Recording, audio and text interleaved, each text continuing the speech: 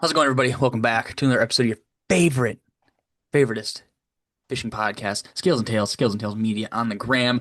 We're joined by my co-host for tonight, Mr. Noles Fishing. You guys are probably familiar. Seems like more people know Nole than know me, which I'm completely okay with. Nole is famous on every single Oh, platform.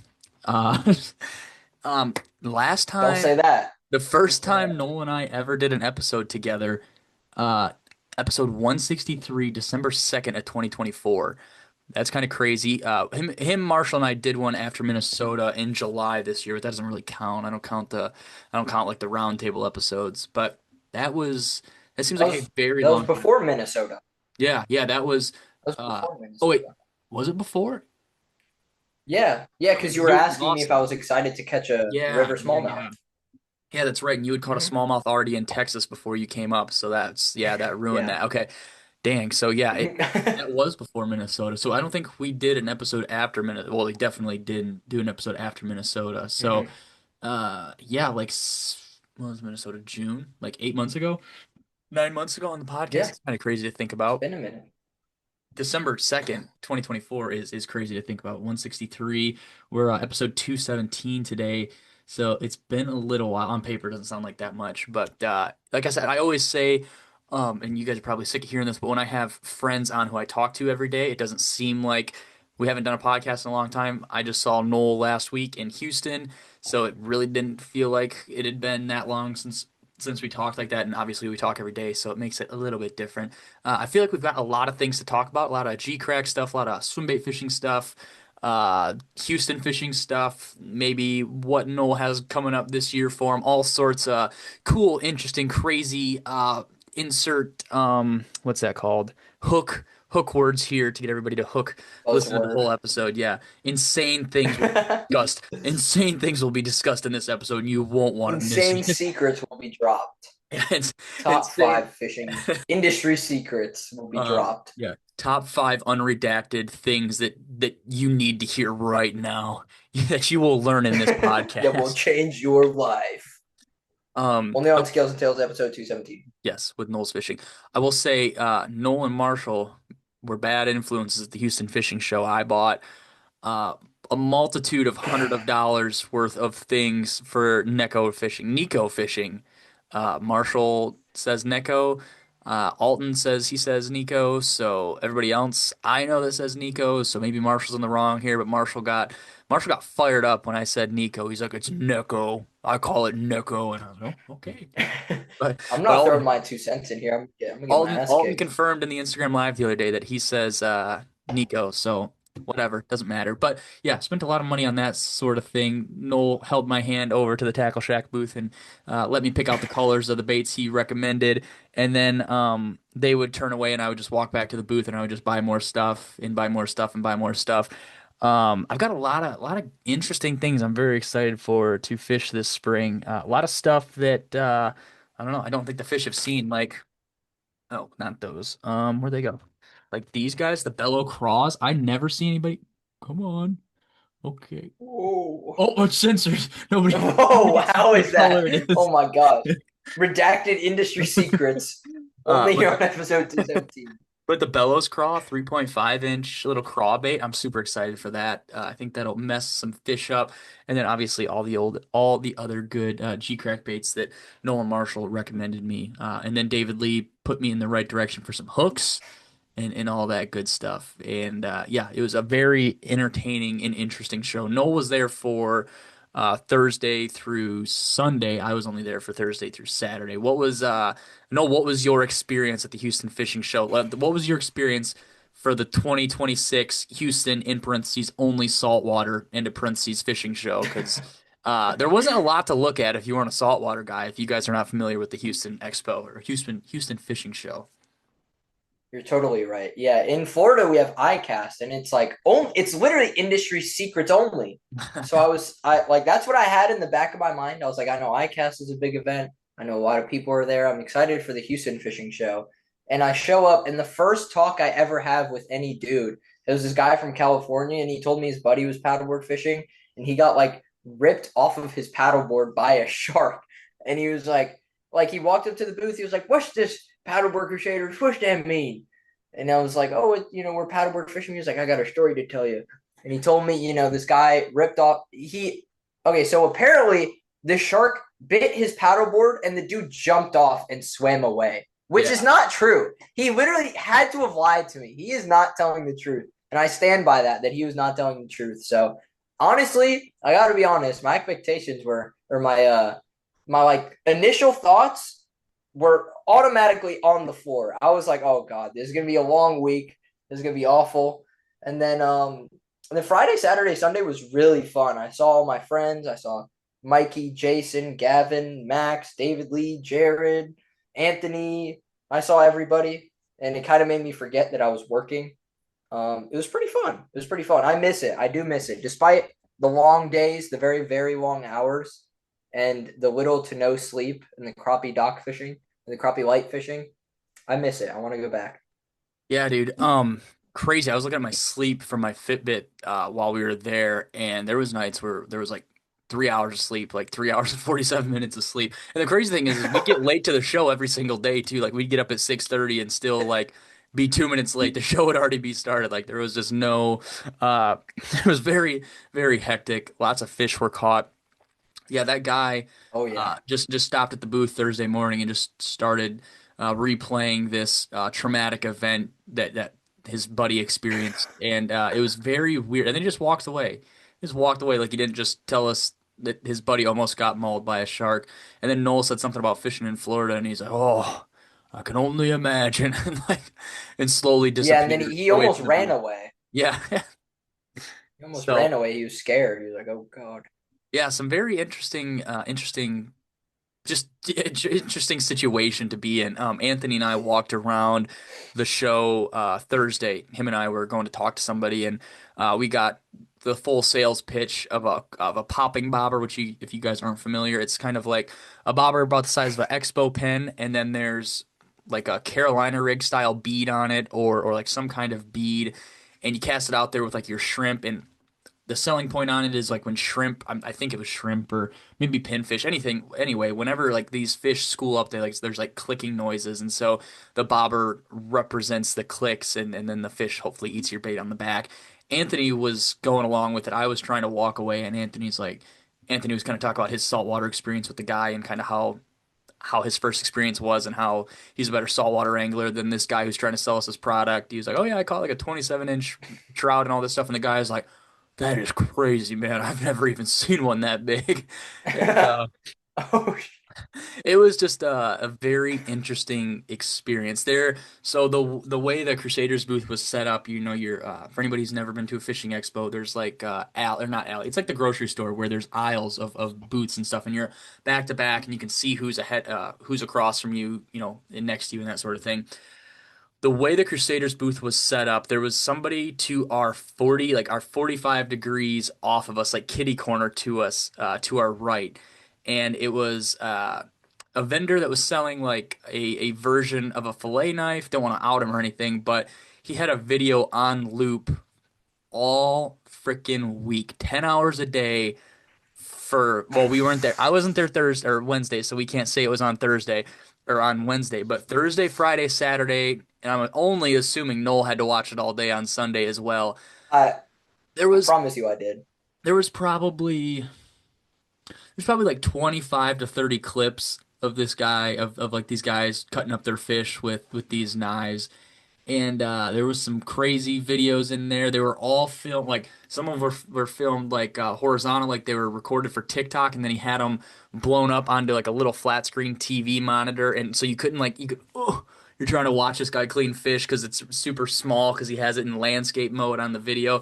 It was a kind of a fever dream. I will say I worked 10-hour days at work, and those 10-hour days at the show felt considerably longer than my 10-hour days at work. Dude, it was so crazy. Watching that video was like whenever I would drift off and there would be no one at the booth and I'd watch the video, I swear time would go slower. Like I would check and it would be 12:30 and I check 3 hours later and it's 12:45. Like, I'm like itching my skin waiting to get out of there. And the funny thing is I was itching to get out of the show But then once we would get out, we literally would not do anything. No. Like we would just drive back to Anthony's house and sit there and doom scroll next to each other. Like we didn't do anything after the show anyway. I was like, man, I can't wait to go to Anthony's house and rot on the beanbag. Yeah, yeah, we'd get to Anthony's house and like David Lee and Jared would show up and those guys would start to fish. No, that's a lie. We'd stop to eat dinner on the way home. So we'd eat dinner, we'd get there, like we'd shower, like Noel and I would sit on the couch. We'd sit there for like 45 minutes. And I'm like, huh, wonder if Jared and them were catching fish. So I'd get up and I'd go fish for like 25 minutes. Wonder what Noel's doing. I'd go back. Okay, he's still on the beanbag. I might as well sit on the couch for a little while. Like it was like I was on a revolving door. Like I was go back and forth. I'd go and watch those guys fish. I'd see if there's a rod that's rigged up because mind you, Anthony's got a bunch of rods like in the backyard. And if there's a bunch of people fishing, then obviously there's not really a free rod. And then if somebody breaks off and they just like I'm done fishing and there's just a rod there untied, I was not grabbing that rod. I did not want to retie anything. So I was just like, yeah, yeah, I'll go back inside, see what's going on in there. Lots of fish were caught. Like we mentioned, not a lot of sleep was had. Wha- So the show hours are really weird. Maybe you guys can leave a comment on YouTube or Spotify, wherever you're listening. But so like our shows around here in Michigan, or at least the big one in Grand Rapids, it's like 12 o'clock to 6 p.m. or like 3 o'clock to like 7 p.m. on the days. The Houston Fishing Show, Wednesday and Thursday were 12 until 9, right? Yeah, Yeah, yeah. I think one of them was like 10 to 9. yeah, It was something awful. It was something so weird. crazy. And then Friday, Saturday, and Sunday were 9 to 5, I think. 9 to 7, Hmm. maybe 9 to 7. I Yeah, don't nine know. to seven, 9 to 7. Dude, Saturday was terrible. Saturday we got done with the show. We ate. What did we eat Saturday night? Did we go somewhere? Oh, we went to Um, barbecue. We went to barbecue. yeah, yeah, yeah. Whole big group of us went to barbecue. Hitoshi-san and Junki got to have American barbecue for the first time for their last night. We got back to Anthony's. We fished. I packed. I didn't even shower, and then it was like 12 o'clock. So my flight left at like 4:30 a.m. And Marshall had to give a presentation or give a seminar on Sunday, and him and Noel had to go to the show, and Noel had to fly out on Sunday anyway. So I was just like, you know what, guys, you guys might as well like actually get some sleep and not have to get up even earlier. Like just drop me off at the airport at midnight on Saturday. Wow, was that like that was probably the most fever dream thing of the whole trip, Noel. It was I was really excited. I was really excited because you guys were up for a while and then when everybody stopped responding and like people stopped talking to me on Instagram when I was sliding up on their stories like Mikey and Jason and Sebastian and those guys, it was like 2:30 and I was like, "Oh no." Like what am I gonna Oh, do? I'm sitting outside on this bench at this terminal and I ended up walking inside, went upstairs. I was trying to find like the least low key place or like the most low key place where there was nobody gonna be walking around because I had my camera and stuff. And I found like this like mhm. sky bridge that like kind of overlooked the whole terminal, and it was like glass. So I took my jacket off and I put it over, or no, I just put my hood up, and I was using my backpack as a pillow, and I sat there motionless. I did not fall asleep. I just sat there and was like, "Oh my gosh, I wonder what time it is." But I was like, I can't check the time because no time has gone by. Sat there until TSA opened up, and then I couldn't sleep on the plane, dude. It was an ordeal. How was your flight out of there? Kind of walk us through Sunday being your last day, because Noel had to work the show and then he hopped on a plane to get home, which is arguably just as bad as what I decided to put myself through. Okay, so Sunday morning we wake up. I would say it was like a pretty average morning. If anything, it was worse because we were like, bro, everybody left. Like it was, I don't know, it was kind of a weird feeling. It was like a part of us was missing. I was like we woke up and we were driving and like the van just wasn't as loud and we weren't laughing and like trotting down the aisles in HEB holding each other's hand. I was like, dude, this is kind of weird. And so we get to the show and like we knew it was going to be a relatively slow day, so we were kind of just messing around. Marshall did his seminar. I heard his seminar was really good, and then after that seminar, everybody left. I think Jason showed up on Sunday for a little bit, and he left with his group. David Lee was there on Sunday, and he left after the seminar. I think Jared left after the seminar as well, and so it's Sunday at like I think it was 4 o'clock, and I'm walking around the show. I'm like, all right, I'm gonna say bye to everyone. And I was asking Mikey because I was looking for Mikey when I was at the door. I was like, Mikey, I have a checklist of people. Where are they? And I was like, where is Jared? And Mikey goes, Jared left an hour ago. I'm like, shit. I'm like, all right, where's David Lee? They go, he left 2 hours ago. I was like, oh my gosh. So like half of these people I didn't get to say a formal goodbye, which it's all right, I guess. And then I think we go to Whataburger, and that was pretty fire. I can't lie. And then I get dropped off at the airport. I think my actual stay in the Houston airport was fine. I'm trying to remember. I think I just sat down next to the terminal and it wasn't too crazy. Oh no, sorry. So my gate was not assigned when I showed up to the Mm. airport. Hmm. So I was like, all right, I'm just gonna sit here and wait for that. And I think my boarding started at 7 and I was there at like 5. So I was like, all right, I got plenty of time. And I'm sitting here playing on my phone. I have my portable charger, so I wasn't worried about the battery. And then like 6:30 rolls around and my gate isn't assigned. I'm like, dude, is this what happens when your flight gets delayed? I had no idea what I was gonna do. And then I think it was actually around 6:50 and boarding started at 7 and then my gate finally got assigned. I was like, oh shit. And so it wasn't that far though. So I was just walking. I found it. I got on the plane and the plane ride was not good. It was awful. I don't even think I told anyone this, but I went to go check my Netflix downloads and Oh. nothing was on there. And the plane is like, it's at the point in the flight where you're like holding your head back because you're just now like getting off the ground. And they like really put the bread and the plane's like just going up. And I was sitting here like this. I was like, oh my God. So I listened to the same playlist the whole time. And I swear I would start nodding off and I would wake up and I'm like, there's no way I didn't just sleep for like at least 20 Oh, minutes. dude, And I that's the check and the worst. same song is playing. The same song is playing. And I'm like, dude, are you kidding me? And so, anyways, that happens the entire flight. There was not one time where there were no increments where I got more than 10 minutes of sleep. Mm. Like I just kept going in and out, in and out, in and out. And then for the last like hour, I just stayed awake and I was glued to the fucking seat in front of me. Mm. No screens or nothing on the plane. And so I land in Orlando and I remember telling this was like a flashback. I get to the Orlando airport at midnight and I'm thinking about everything that I told people because I was telling everyone that the bite was fire before I left, and it was. And I walk out of the Orlando airport and I check my phone and it's 30 degrees. And I said, there it goes. All the fish are dead. The bite is over. The season's done. Um, so my brother picks me up and I go fishing the next 4 days, I think. I went fishing the next 4 days. God awful. God awful. I should have stayed home. And that's where we are today. I'm sitting here and I'm like, I'm gonna go fishing tomorrow, but I don't know what I'm gonna throw. I don't know where they're gonna be at. I don't know how I'm gonna catch them. I don't know. It's just a part of the game, I guess. Leave for a week, the bite's the best it's ever been, and then you come back and all the fish are dead. Simple.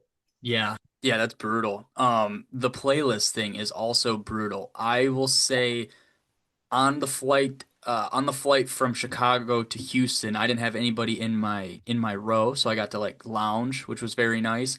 On the way back, I was all the way over in the window seat for it's like a 2 hour, 45-minute flight. I have two people in the same row with me, so my row is filled and I couldn't stretch like my legs out. Oh my gosh, my knee started to hurt so bad. It was like, did I at one point in time, if you guys are watching, you might be able to see, but I stuck my feet all the way under, like I was crushing my backpack and I was holding myself up, trying to extend as much as I could, and my knee is just throbbing, and it was terrible. And then getting from Chicago to Grand Rapids, I got on the plane. We were like the the pilot's like, "Yeah, guys, we're making really good time. I think we're gonna end up getting there a couple minutes ahead of schedule, and we're gonna start our taxi, and we'll be leaving very soon." And I was like, "Awesome, heck yeah, dude, I'm hyped." And he's like, yeah, they need to de-ice the plane, and we're about 20th in line right now, so it's gonna be about hopefully 10 minutes. And my phone was at like 45%, and my portable charger was dead because I had to charge it all night because I was on it. And I'm looking at my Mhm. phone. I'm like, okay, it's like 9:40. It's fine. supposed to be in Grand Rapids at 11. It's like a 35, 40-minute flight, hour once you get off the plane. And we didn't end up leaving until like 11:20. Dude, we were on that plane Bro. just buzzing around. Oh my God. Yeah, it was terrible. It was not Maybe great. mine wasn't so bad. It was, and it's a short flight, so kind of like you said, the plane's not very big. There's no screens or anything, and it was cool. It was during the U.S. Canadian hockey team or hockey game, so like everybody was watching the game and they were all freaking out. But Mm. yeah, and luckily I was on the outside. It was only two seats, so I was on the aisle seat, so I could stick my right leg is the one that always like hurts. So I could stick my right leg out and like stretch. And I'm like, this could be a lot worse, I guess. I tried to put my headphones in and like just use them as noise canceling, and they just weren't working. I'd like you said, I'd fall Oh, asleep fuck. and be and I'm like, oh nope, only been 10 minutes. Like it was that's probably the worst flight I've had in like the last 3 years. I've flown quite a bit in the last 3 years, and Damn. that one was high up on the list right there. Not great to say the Yeah, least. mine was like, I don't know how I don't know how else to describe it other than like it felt like I was looking at myself on the plane. Like it felt like there was a camera above me watching myself and I was there because I would go to sleep and I would wake up and I would check and I would go back in time. Like I would check my phone and it goes from 9:50 to 9:40. I'm like, "Bro, what?" I'm like wiping my eyes. And the worst part was like so there was this lady. So I was in the left aisle seat. Hmm. So there's the left window, and then there's a seat in the middle, and then I was right here. And so this guy is sitting on the window seat, and his wife or whatever was sitting in the middle, and she was like leaning on him. And so like I kept trying to fall asleep over here, and it wasn't working. And so I reach over, and like she's not using her armrest, and so I just put my arm on there, and I'm pretty sure there was one time when my arm completely slid out like this, and I like fucking hit the shit out of like the seat that was in front of her, and she like jumped a little bit. I was like, oh my God, dude, get me off this plane. Oh, also, I only had a personal item. So I was like, as soon as the seatbelt sign above the seat comes undone or comes off, I'm fucking ripping the seatbelt off and I'm sprinting off the plane. And so the light turns on and I throw my seatbelt off and I jump up out of my seat. And every single person in front of me is like grabbing their stuff from the top and they just stand there. They just stand there for like 15 minutes. And I was like, bro, it was so annoying. I was probably standing there in that spot for like 20 minutes waiting to get off the plane. But Mm. you know what's funny is every time, like when I fly next, I'm gonna completely forget about this. Like it's not gonna be relevant at all. I'm gonna be like, all right, sick, let's go. I can't wait. I can't wait for this event. Did You're the type of person to clap when the plane lands, aren't you? No, no. I actually when we landed, I took my headphone off like this to see if anyone would do it. But no, I think ever since that meme popped off, people stopped doing it. No, no, there was multiple clappers on my Houston No flight. way. Well, Yeah, that's like that. There must be an up north thing because those people in Florida, they'll they literally blow ride your it head out. off if you clap when the plane lands. They ride it out.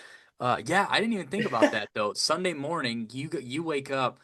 The Bassrock family's gone. I'm gone. David Lee probably went back to the hotel. So it's just you and Pap J Bone in the living room, and the Marshall out in the van. Like the house, essentially the house was empty Sunday morning compared to what it had been. Oh, Mm-hmm. and Manny was there too. So, but Manny was tucked away. Didn't even you would forget Manny was even staying there if he wasn't out in the living room or fishing because Yeah, he'd disappear. there were times where I'd wake up and I'd walk to the bathroom and I'd be out of the bathroom within 30 seconds and Manny's just sitting there like fully dressed, ready to go. I was like, whoa, what? Where did you come? Like, where did you come from? Where Hmm. were you? It's not I do have some documentation of Sunday night because you weren't there, so you okay. don't know the backstory of this photo. So we're sleeping, right? Oh gosh. And there were only you remember the blanket problem, right? There weren't many blankets, and I was the last one in bed because sorry, Marshall and I were talking in the kitchen like all night that night, and Jared and David just walk in and then they just immediately slump over on the couch, and so Marshall's ready to go to bed or whatever. And I'm looking around and he's like, let me use the bathroom real quick. So Marshall goes to the bathroom and I'm looking around. I'm like, David, are there any blankets left? He goes, no, you can have, I think Jared was like, no, but you can have mine. I was like, nope, nope, nope, that's yours. I'm not taking it. And so I was like, I'll make do with what I got. And I grab my backpack and I'm holding it above myself like this on the beanbag. And David's like, this is when you have a sleepover and that one person doesn't have a blanket, so they start using like the TV and shit. I was like, yeah, bro, let's take the TV off the wall. And they started handing me a bunch of shit, and then we got this picture right here. So I'm gonna explain this to the best of my ability. You Okay. probably can't see it, That but makes that all makes of the sense. items that are on me, there are two Tackle Shack hats right here and right here. There's two towels. You can't see which one's which, but there's two towels. There's a whole fishing rod. There's my backpack right here, and then I don't even remember what that blue thing. Oh, this was a sleeping bag. There was a sleeping bag, and then I don't think you could see it in this photo, but when Marshall was getting out of the bathroom, he saw what we were doing, and he went to the kitchen and grabbed a napkin, and he said, "Sleep tight, Nole," and he put it right on my head. And I fell asleep just like that, and I woke up, and I partially forgot. I was like, "Bro, what happened last night? How did I get here?" I had a fishing rod on my head, I had a napkin, on my shoulder, and then I remembered the tragedy of last night, and it was a sad morning. Yeah, that's I think David sent that picture to the group chat and I was like, when was this taken? Like I would that makes a lot of sense now because yeah, I saw it the other day and I was like, where, when was this? Because I definitely would have remembered this. Like, I don't even remember. And then I was like, well, maybe Noel was like crying before he left Sunday night. But I was like, I don't think they went back to the house. So this had to have been like Sunday morning, Saturday night. That makes a lot of sense now. Full Dude, it was circle so there. epic. It was real funny. Everyone was putting in their recommendations on what they were going to put on top of me, and every time someone would list an item, it got funnier and funnier. It was Was awesome. was Manny a part of that, or But is he already after that sleeping? night, it was over. Hmm. He was definitely already asleep. Yeah. Him with his air or Dude, his I want noise to know. canceling headphones. I know, dude. He told me that. I was like, bro, there's no way. I want to know how much sleep he got. You know how they do like the military sleep? Like the Yeah. military only get like 3 hours of sleep, but they do this like ritual to get into Fall like the asleep. deepest sleep Yeah. possible. I feel like that's what Manny was doing. Like he was in the room like lighting candles and shit, and he would like fall asleep, and he'd get like 11 hours of the deepest sleep possible.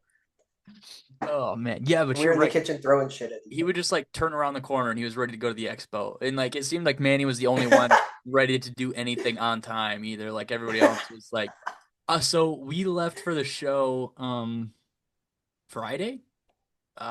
We were in the Um, driveway. It was definitely Friday because we had to pick up that other cake. Yeah, it was Friday because we had to pick up the cake. mm-hmm. And the show starts at 10 and we're leaving Anthony's house at like 8:50 and we had to stop at HEB for food and drinks and then a cake and all sorts of other stuff and we're in HEB and it's like 9:02. Marshall's like we need to get out of here at least by 9:20 and I'm like if we're in here for 18 minutes we're not going to make it to the show on time. Like what where are you coming up with this number at? We got in there, got out and we were still like 2 minutes late. Well, no, you guys made it in on time. Anthony was late to the parking lot, so I stayed out there to help him Oh, bring right, stuff right. in. Yeah, yeah. And there's like an expo walk in for like the guys running booths and stuff like by the parking lot, so you don't have to walk past the entry fee stuff. Kind of just quick access if you had to go grab something out of your trailer or whatever else it may be. Anthony and I walked through this door. It's I kid you not, guys. It's 10:01, 10:02. Show was a minute or two just starting and there was this very nice woman that was guarding the door, and she was very intimidating to me. So I stopped. Anthony kept going. She was like, "That's his second time. I'm gonna have to get on him. I'm gonna have to figure out what booth he's in. I'm gonna yell at him, all this and all that." And I was just nervously laughing. And then she's like, "Well, you're doing the right thing. You're waiting for somebody to come grab you." I'm like, "Yep," because I do not want to get in trouble. I do not want you to haunt me down because the booth we're in, I don't even think is supposed to be there right now. So we'll wait. I called Marshall. He went and got a tag and let me in. And then that was a repeating thing. Noel and I had to go get some snacks out of the truck, and we came strapped with our name tag, so we didn't get stopped. But Oh, I made sure right, to yeah. stop and show her my name tag on the way out. I was like, I'm prepared, ma'am. You're not gonna have to stop us on the way back. She's like, oh, thank you guys. It makes my job so much easier. And then while we were walking back, I was carrying a bunch of monsters and Red Bulls and stuff, and the nice woman who was running the scalping fee of the parking lot mentioned, "Oh, did you bring those for me?" And I was like, "Oh no," and kept walking. And oh, Nole was carrying a cake, and I was like, Yeah. "Oh, I'll give her one." So I went and gave her one, and then we walked back through, and I was waiting for that woman to stop us, but luckily, either she remembered who we were or she saw the passes, and we got to snake our way through there. But yeah, dude, like I know the whole expo was a fever dream. Not even the expo, that whole trip, it did not feel like 3 or 4 days. I don't even know if it felt longer or shorter. I'm not too sure. Yeah, dude, me neither. I'm still thinking about it. I'm like, man, take me back, but like only the 30 minutes where Jason Hillhouse and his group were at our booth. Like that's all I want. All the other shit can go away. I will say I was scrolling on Instagram that night when I had all the bullshit on me. It was Saturday night. Wait, yeah, Saturday night. Saturday night, And I yeah. was scrolling on Instagram and I saw it was the oh my gosh, what's her name? It was the lady that has the line class record from Texas. I think her name is Leanne. Yeah. She was talking about she was like so I wasn't watching with audio because Jared and David were asleep next to me, and I saw she was at the Daiwa booth, and so I was like, I saw her hold up the new Ryoga, and I was like, holy shit, holy shit! I was freaking out, and I was like trying to watch the video, and I held it up with audio, and she was like, if you guys are at the Houston Fishing Show, I was like, oh my god, yes, yes, finally we have something to do. And so I told Marshall, I was like, Marshall, I don't care what we do tomorrow, but we need to find time to go look at the new Ryoga. And he was like, all right, we'll do it first thing in the morning. And so we roll up there, and I'm looking at this reel, and the dude's like chatting to me about it. I'm like, what's the retail on this in the Seven US? He's hundred like, and that's ninety-five about 7. dollars. It was 7. It was 740. It was 740. He goes, yep, that's they'll run you about 740. And I was holding it, and I will say, right, the show was weird. Um, the seeing my friends was awesome. It was a bittersweet moment, but when we were looking at that reel, we realized that it was the exact thing that we've been looking for. We've been looking for an in between the Conquest 100 and the 200, and the Ryoga 150 has like I think the frame size is in between the 200 and the 100 Conquest, and it also fits. I think it fits 100 yards of 20 pound, Wow. which is pretty crazy. So like that was kind of like a crazy moment. But after that, I sat at the booth. Sunday was pretty awful, but I miss it. Now I miss it. Hmm. That's crazy. You didn't ask to try to get on their pro staff, their sponsored anglers list at Iowa. Dude, I should have. I should have gave him my business card. He would have known me too. It would have been like, dude, you're that one guy with the Ryoga. You're the only guy with the Ryoga.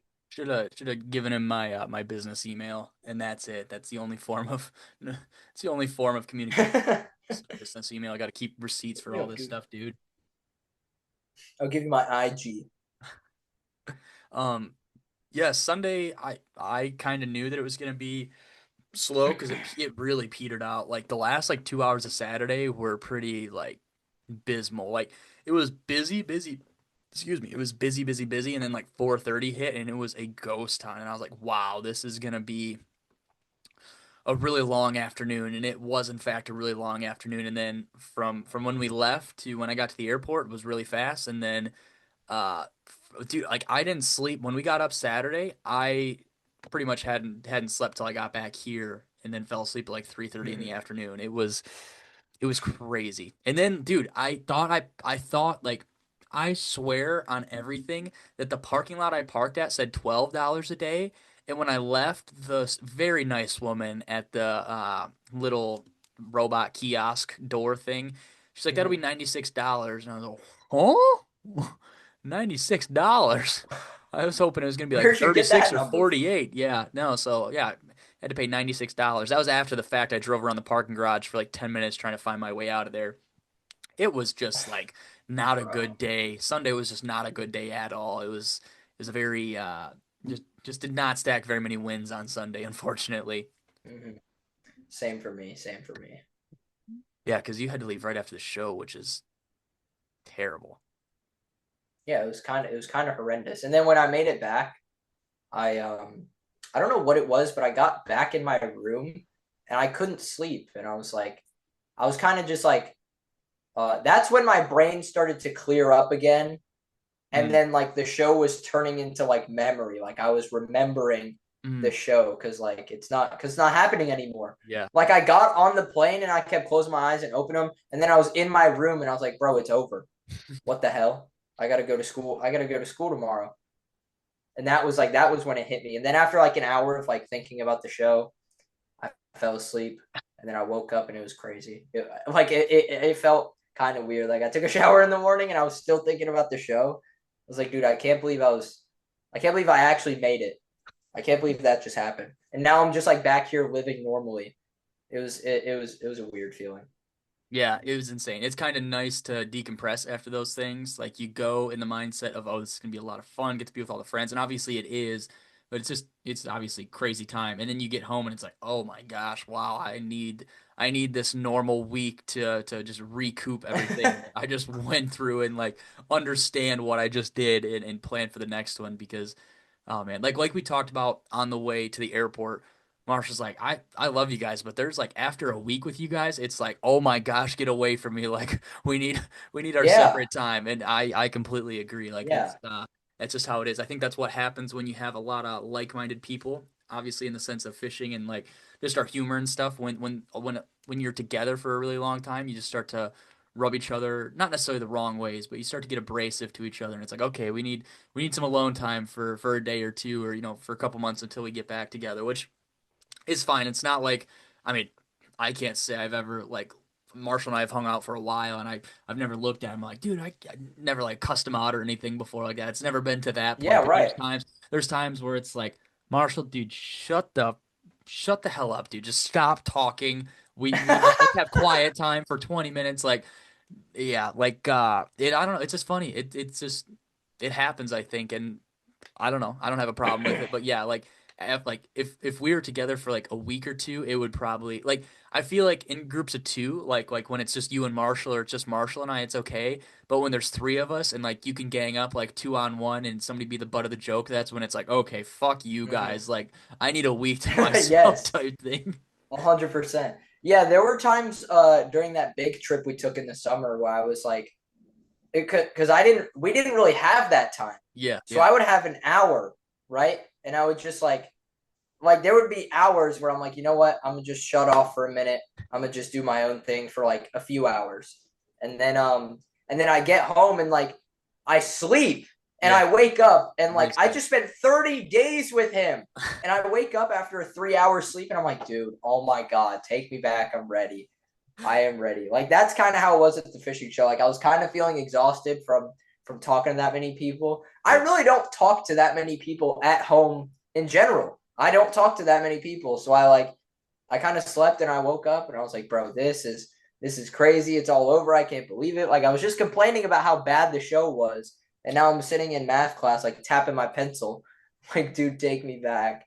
Take me back. But I am kind of glad to, like have some alone time and fish. Like, despite the fishing being pretty bad, when I got back those first, I'd say 4 or 5 days where I was paddleboard fishing, I was like, dude, I am so glad to be back. Like this is what I want to be doing right now. Mm. Yeah, if the That's where we are fishing, right I now. think if the fishing was better in Texas, not because I mean we didn't get to do much of it outside of Lake Anthony, but like Yeah. if you and I, when we were out on that lake, if you and I would have like started catching fish, or like you started catching fish, I didn't fish that much, I would have been like, okay, damn, like I'm not upset to leave, but like I'm looking down on leaving now because like the fishing was good, I had a good time, but dude, the Mm-hmm. fishing was like I mean, I say that we only fished that one night outside. Mm-hmm. It was like, dude, after that, I was like, dude, like this fucking sucks. Like Texas fishing is I get it. Yeah, ass. Texas fishing in the wild that's not Lake Anthony is ass. it is, dude. That's how I felt too. Like we were at the show, and we went and fished that one night, and the day after that, I was like, dude, I want to go home and fish. I want to fish so hard when I get home. And I got home and I fished super hard, and every time I'm fishing, I'm thinking about the show. I'm like, bro, I can't believe it's over. I can't wait for the next one. Yeah, I'm excited. I'm excited for this summer. I think there's gonna be a lot of cool things going on. Uh, there's a lot of cool stuff going on between now and then. Like the fishing show. If you guys are not familiar, Houston Fishing Show was the first time that Bassrock was in not necessarily or not only in the U.S., but there was a big drop of bass rocks. Like now there's a good amount of people out there with bass rock baits. So Nole kind of tried to talk to Hitoshi-san about doing deathmatch in a different time of year. This year it was Hmm. November, December. I think Hitoshi-san kind of realized like it makes more sense to maybe do it later or earlier in the fall or maybe in the spring. So that's something to Hmm. look forward to. And then also the other thing is that there's a lot of bass rock or there's a good amount of bass rock out there more than there was before. So it'll be a little bit more of a tournament challenge style thing. And so there's a good chance you guys might be able to find them secondhand or maybe they're working on another batch for the US. But I will say, the first day, Thursday, when we got there, the family brought out a box of baits, and I was looking through them. And I've mentioned it before, but if you don't know, they only make in Japan like 12 to like 20 baits a month. Like it takes them a very long time to make this many baits, and to see all these baits, like I don't know how many baits there was, but it was a big box, and to see this many baits in there just for the U.S. I was like, wow, these guys spent a lot of time to bring these baits here to the US. It was really cool to see, and maybe people didn't realize it or understand it, but I was like, wow, that's a lot of work for these guys.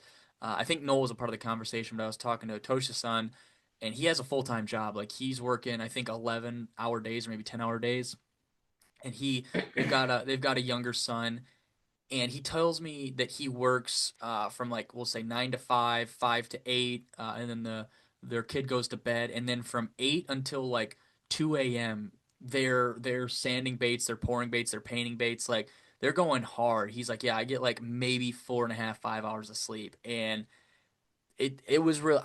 I've talked to him for going on 3 years now, so I kind of knew, but it was still very eye opening to hear that from him. The guy standing right next to me, and he's telling me this, and it's like very admirable. It's like, wow, this guy has made, we'll say he made 100 baits. I was like, that's a lot of time. That's a lot of missed out sleep for these baits to hit the market that so many people want right now. And somebody commented on like one of my TikTok videos or Instagram videos, and they're like, I don't understand the hype behind. I don't know. There was some kind of like nose in the air comment or remark made. And I was like, yeah, people probably don't understand it, but like knowing these guys for as long as I have, it's like it's very eye opening. It's very humbling for them or for me to see all this work get done and then get brought here for my friends and my followers to buy the baits. It's like, wow, this is crazy to know everything and kind of the full circle moment. And for them, I mean, they said it many times. It was absolutely insane for them visiting America and selling out of their baits. Like it was just a crazy experience for literally everybody that stayed at the house. It was an experience for everybody just to be at the show. Hmm. Yeah, I don't want to like I don't know. I don't want to like give out anyone's business or anything, but like when we're like that last night when it all kind of like set in and we were all like there was a moment where we were all in the kitchen together. Like everyone in Anthony's house was in the kitchen together for like probably 10 minutes. And we didn't even want to say anything because we knew we were going to have to say goodbye. And like watching Hitoshi-san say goodbye to me, you, Marshall, Anthony, everyone that was in the house, like everyone, like his whole family, they were all so grateful Mhm. and they were like so happy to stay and they were so happy for all the things that you and Anthony have done for them. And it was really cool for me to see because I had just met them and I almost forgot that you guys have so much history together. Like um watching them kind of stand there and like give you your flowers for what you did for them. Like that was very cool to see because I kind of just jumped into it Mhm. and I saw that and it was very eye opening. It was special. Like it we've been like making like funny messages about this in our group chats, but like we kept saying the language barrier ain't shit, and it Yeah. really is not. No. Like I No. got to see that. Like even though y'all are on the other side of the planet from each other, I watched everybody come together that one night and kind of share this like weird sense of like friendship, but like you guys are leaving each other and you don't know when you're gonna see each other next. So like watching that was so crazy. I didn't even know how to feel in the moment. I don't think I've ever felt that in my entire life. It Yeah. was it was very special. It was Saturday, like I know we've been talking about the show, but it was just it just happened. And it was kind of a big deal. But Yeah. Saturday night Mm-hmm. after barbecue, it was all kind of like we all got to the house, or everybody that was staying at the house got back to the house, and there was like this uneasy sense that like everybody knew it was coming to an end. Like the Bassrock family was leaving Hmm. Sunday morning. I was leaving that night.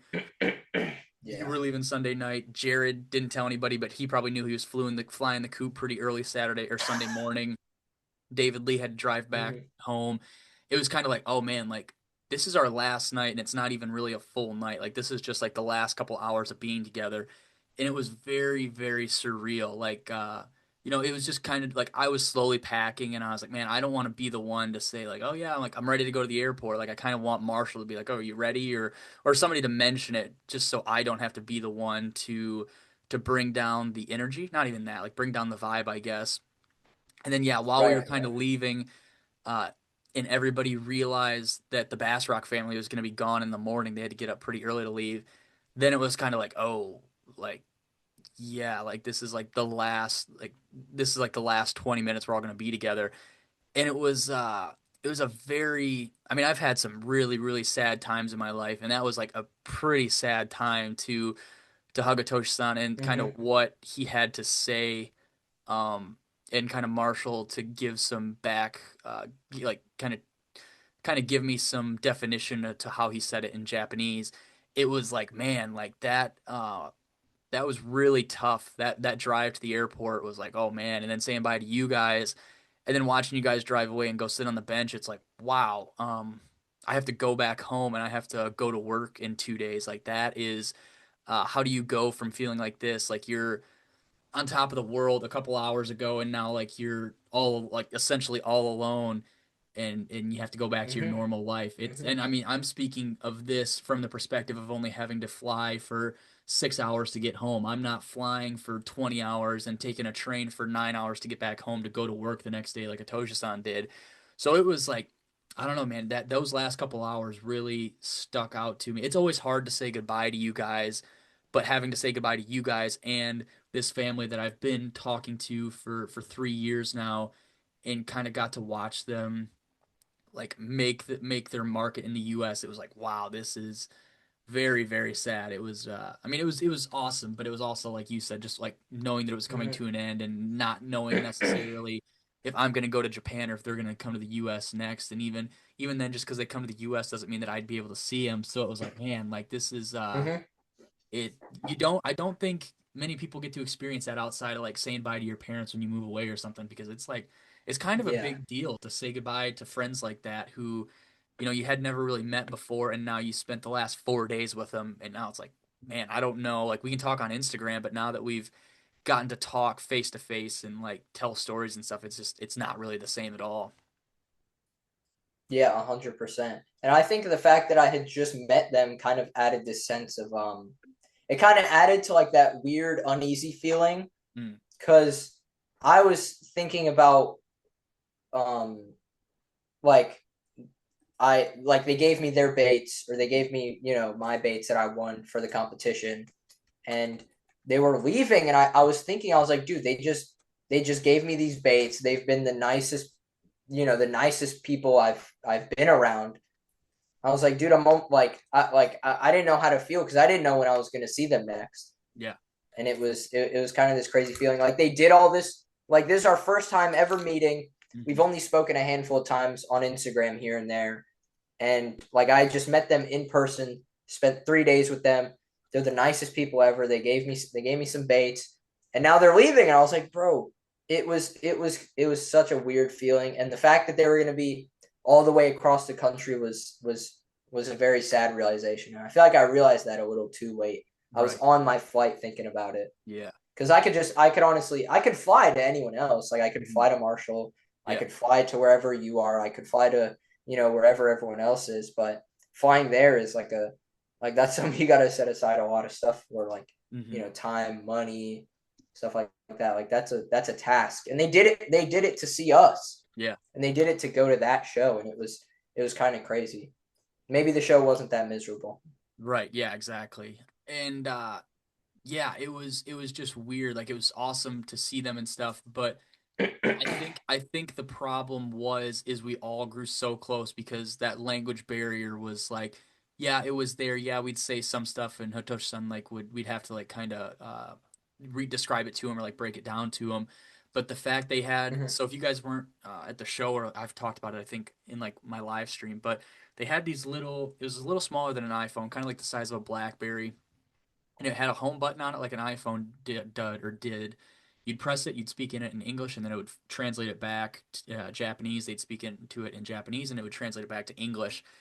The 2 days that they had them at the show, like the battery died on them, I'm pretty sure, because we were using it so much. Like I was talking Yeah. to Toshisan about Biwa, Lake St. Clair, how I fish a Kitech. I was telling him about some stuff we do with tubes and like all this stuff, like certain ways I fish certain rigs, how I fish his bait versus these other baits, or I gifted him some baits and I was kind of telling him that sort of thing too.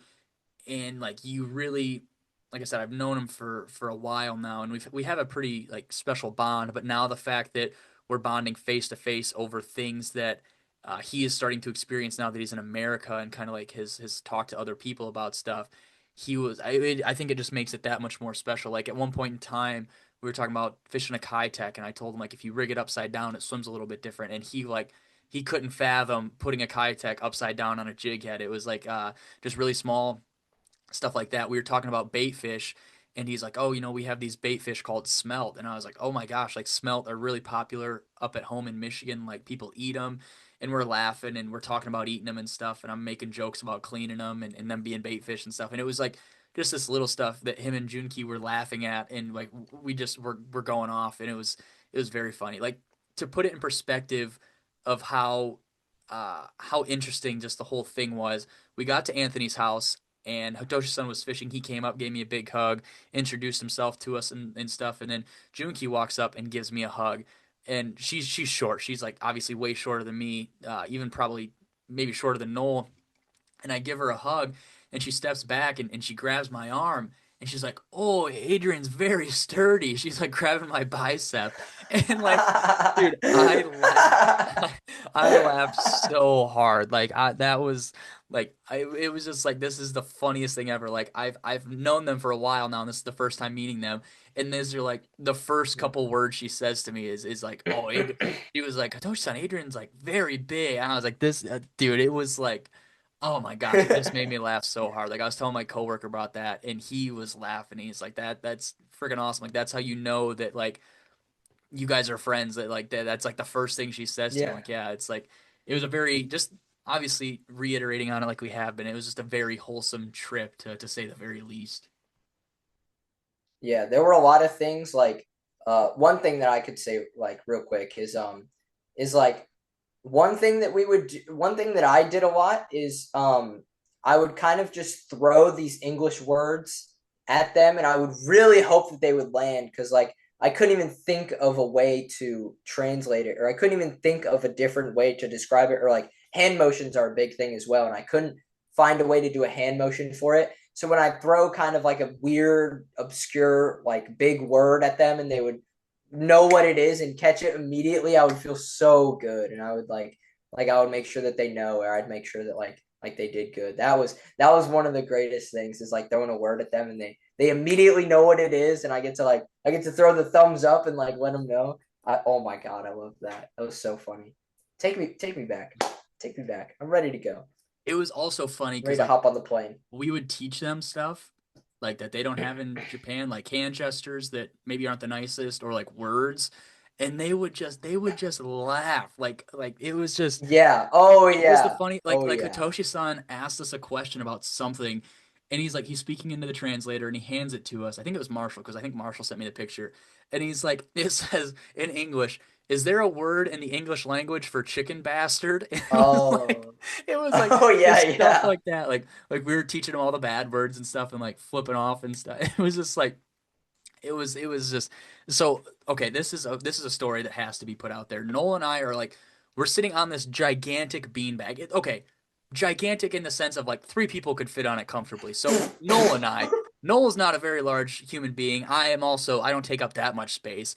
We're sitting there like shoulder Right. to shoulder. We're scrolling or we're talking about something, and Atoshi-san like cracked open a seltzer or something along those lines, some kind of beer, and he was walking through and he's getting ready for bed. I think this was the first night. No, yeah, it was Oh definitely the yeah. first night. Oh Yeah, it was the yeah. first Yeah, night. it So definitely we was. had we hadn't known each other for many hours, and he walks by and he looks down and he's maybe like 4 feet from us. And what was it? Lovers men? Lovers He goes, "Oh, lovers men." The thing that lovers was men. weird is, I swear to God, dude, you can like, if you want to prove me wrong here, prove me wrong because I don't remember that well. But I swear to God, everyone turned that fucking corner at one Oh, time, dude, and everybody everyone, appeared it of seemed like nowhere. 8 people walked in at one time, and like Hitoshi sounds like in front of all of them, and he looks down on us. He goes, "Oh, lovers men," and Marshall started like. I don't know if I've ever heard him laugh that hard. And Adrian and I didn't even hear him. I didn't At least hear him, I no. didn't. I was like, Adrian, what did he say? What did they say? What was funny? And they were all laughing and they kept repeating it like silently so that we wouldn't hear it. And I was just like, I had no other choice but to laugh because I was like, bro, everyone else is laughing. He had to have said the funniest shit ever. It was, and then he ended up telling us. I think Marshall told us like the next day. He was like, he was gatekeeping it, Yeah. but like he ended up telling us, and it was so funny, and we kept using it over and over again. It was Oh, like, it was little shit like that where like the language barrier didn't mean anything. yeah. Like when we would teach them an English word, or they would teach us a Japanese word, and we would have like the oh, the double like realization moment where we would both realize what each other's trying to say. Yeah. That's something I've never experienced in my life, Or and I want to go back and do it again. or like we'd be I think it was Thursday morning. It was the morning after the Lovers Men comment was made. We walk out to the kitchen and Junki's sitting at the table and she's doing her Duolingo and we're obviously it's the English Duolingo. And we're looking at it and we are just all of us are laughing our asses off. Anthony, Marshall, Nole, and I, we're like laughing. And she starts laughing too, and we're like, what are they like? This does not make any sense. And then I think maybe it was you. Somebody pulls out the Japanese one, and her and Atoshi-san just start laughing their asses off too. They're laughing, and they're like, oh, lawyer, like teacher, like all that, like oh, he's an engineer. And it's like, I don't know. That was another thing that was very funny. Like I will say those guys are on the level of like probably Jeffrey. Like they know a really good amount of English. Maybe not obviously up to Jeffrey's standards, but like they know a really good amount of English, more so than what I was Yeah. expecting. And then they were talking to me, and like at one point in time, I just told Hitoshi-san, I was like, whenever I'd stick my hand out, he knew to give me the translator because I didn't know how to say it in Japanese, and I wasn't sure he was going to be able to Mhm. depict with what I was saying in English. But Yeah. yeah, Yeah. that I mean, after that, I was like, I really need to learn Japanese like a lot faster, and I don't know Hmm. if I'm capable of doing it, but it was the translator was like the saving grace. Like that thing's badass. Like if I go to Japan, I'm gonna buy one because Yeah. that was Yeah. so Yeah. Yeah, Manny was telling me too, like his, because he knows a bunch of shit like everything. Yeah. languages and stuff, and yeah, Manny knows every language ever, and he was telling me like his strategy, like he was telling me about his Anki cards, and he was like, once you get all the words, you can kind of piece it together, and like as long as you know the words and Hmm. you throw them out there, they can kind of like Yeah. rearrange them and put them all together, and they'll realize what you're trying to say. And Marshall told me the same thing like a year ago. Mm. Like, yeah, whatever, like covering my ears. And now I realize, like, now that I've had a real life example of Yeah. it, now I realize that I do need to get on that shit. So Hmm. I'm definitely going to the next few months. Right. Yeah. Yeah. Yeah. Just kind of really eye-opening in the whole sense of everything, and then also like we were talking about Hitoshi-san and I were talking about baits, and like I was like Ned rig. He's like no Ned rig, and he was like I was like spy bait. He's like no, not really, and I said oh it's spy bait. Like it was cool to hear. Like you can watch YouTube videos about Bia where you can have like Marshall and Jeff talk about it, but in the sense of somebody like who lives there and obviously knows the Japanese culture really well, it was very Mm-hmm. cool and like.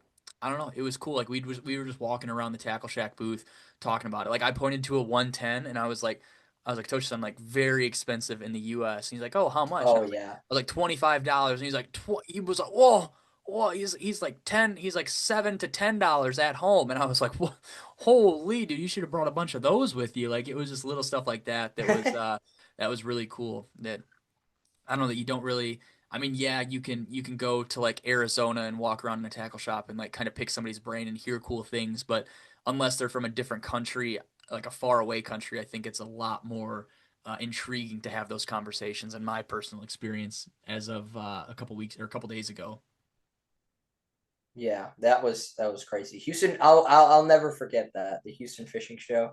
Like it was so bittersweet. I'm still thinking about like all the highs and all the lows, but Right. it Yeah. was it was so fun. So Incredible. Mr. Nole won the death match Bassrock tournament this year. I think it was December. Hmm. like November 15th to December 15th or whatever it was. Definitely not the best time, but I Yeah, think yeah. maybe we talked some new ideas into the Bassrock family, and maybe it'll be hosted a little bit different this year, so that's pretty cool. But you won Hmm. it on the Japan, right? It was like a 21 and a half inch 2 pounder. Yeah, it was 21.75, and it was 2 pounds. I actually I was this is another like short thing. I was telling him um we're kind of talking about the builds of fish. Like they were showing me the kid that prototype tests all the bass rocks, and they were showing me the I believe it was 14 Yep. pounder that he caught on the Under the Japan rat like dead on the walking bridge it. piling, yeah. Yeah, yeah, and that's when they taught me the word for fat. And I went to go show them. I was telling them the Florida fish get very, very long, but they don't get tall and they don't get fat. And then I showed him the winning fish, and I was like 21, or I was like 22 inches, zero point 0.5 kilo, which is like a little over a pound. And they thought it was like the funniest shit ever. It was epic. But yeah, not a big fish at all. I honestly wish I would have caught a bigger one, because if you look at the Japanese leaderboard, it's like 65 inches, 64.5, 64.2, 61.5. And then the America one was like, it was 21.75, and then 21, and then like 17. Not to shit on like anyone's fish or anything. I caught a small fish, but like after that, I was like, dude, I hope someone catches a bigger fish than me. Like that would be kind of epic. Seeing someone catch like a 25 incher, that would have Yeah. been pretty dope. Yeah. But And you know, it was just kind of super cool. And then for them to give you your baits was really awesome for them to hand them to you. Did you get to pick what colors you wanted, or kind of? I heard you say something when I mentioned the color to you. Did you get to like ask them to mhm. do one custom one off for you, or how did you go about or like once you won, how did Hitoshi-san go about like asking you about the winning baits? Mhm. So he had that little Instagram live where he announced the winners, and um he like messaged me and he said like, "Hey, congratulations on winning." I said, "Oh, thank you so much. Thank you for putting on this event." And I was thinking in the back of my mind, I was thinking, is he gonna let me choose the color or not, or Mm. is he gonna do it for himself? Or I was thinking about it, but I wasn't gonna ask. Like I wasn't gonna push it and ask. And he ended up messaging me one day, and I don't know exactly what the message was, but it was something along the lines of like, I know he had two main points, and one of them was that all of the colors were gonna be one off, and Mm. then the other one said like, he said something like what would be a good color in Florida, and I was like, thank God he's asking me this. And I was with Marshall. I was like, dude, what should I ask? I was like, what should I ask for if he ends up making it? And so obviously I threw the gill in there. I was like, yeah, this is a good, gill, obviously. And then I think I ended up like showing him a picture of a gold shiner. I was like, yeah, this would be sick too. And then Marshall threw in, he was like, bro, what if you had a June bug Japan rat? And I was like, dude, you're a fucking genius. And so I sent him a picture of a June bug worm, a June bug zoom lizard. And I was like, dude, this would be so awesome. And he was like, all right. And so I walk up to him in person, and he hands me this thing. And I'm like holding it in the light. And like I know everyone's, or the camera never does it justice, but like truly this thing is ridiculous. I'm fishing it and it's like changing colors and shit. It's so epic. And then the cynical is like pretty much the same color. They're like you look at the top and it's purple, and then you look at the side and it's blue, and then it's like when it's underwater it's green. It's so hard to explain. And then the cynical is like, what's funny is I didn't know the cynical was like purple. Like I went and fished it and it was purple. And I thought it was more of this color, Mm. like when I first held it when I was at Anthony's house, Yeah. but it's like a dark maroon purple with gold. There's a whole bunch of stuff going on. But the most important part is the split tail right here. Yes. This is, to my knowledge, this has never been done before. This is a one-off right here, the tail, Hmm. the split tail. Yeah. I got a few extras of those, and I'm gonna hope I don't lose all of them. But yeah, this is all the colors for all the people that have been asking me. Here they are. They're very cool, and they're actually gonna get fished. They're not gonna sit there. You guys will see me catch fish on them, and I'm gonna try my best to honor them properly. Hotoshi-san, because one of the days I asked him, he was standing at the booth, and I was like, "Hey, like that tail Nole had on his bait, like that's never been done before, right?" He's like, "No, it's never been done." And then also he followed that up with, "I don't think we're ever gonna do them again because it's like very hard to do." And I was like, good, because that's like a sick. It like, if you guys are listening on Spotify and you're not watching, Nole's tail, it was on Oh, right. the knee hill. It was like it's I called it root beer because it's like white foam on the top and then it goes to Yeah, like yeah. a root beer orange brown on the bottom and it's split right down the middle. It's very, very cool. Like when he handed it to Noel, I was like, I have never seen that color before, and I've seen almost every single bait these guys have made, and I was like, that's freaking awesome. And then the other thing that they did that was really cool is they brought a crap ton of tails with them. I don't know if Anthony posted them all up for sale, but Oh, I know they're yeah. all sold out. So hopefully there's some tails floating around out there.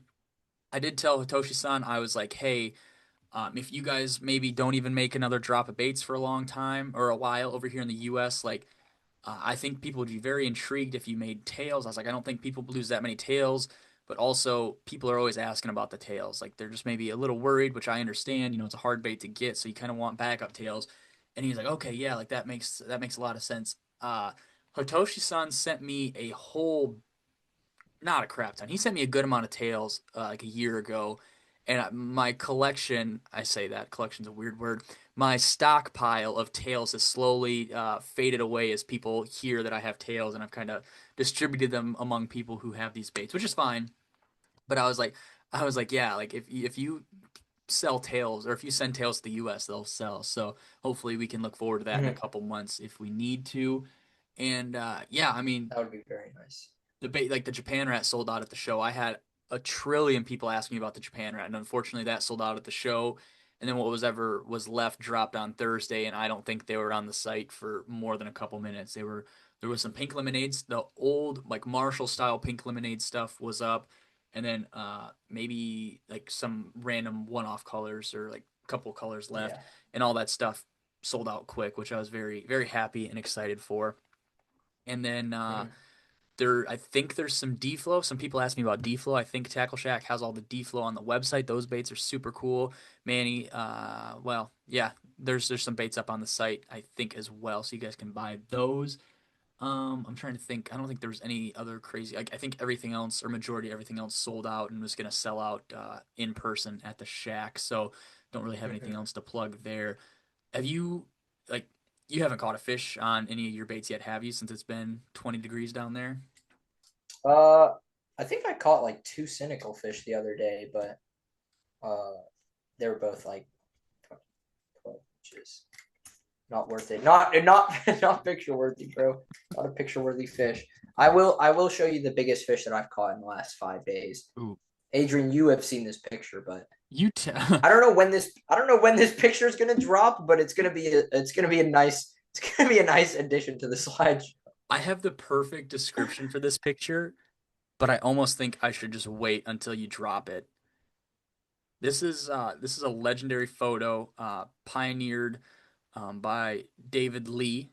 He Mr. started David. he started this trend. Oh shit. You can't even see it. You might have to wait for the slideshow.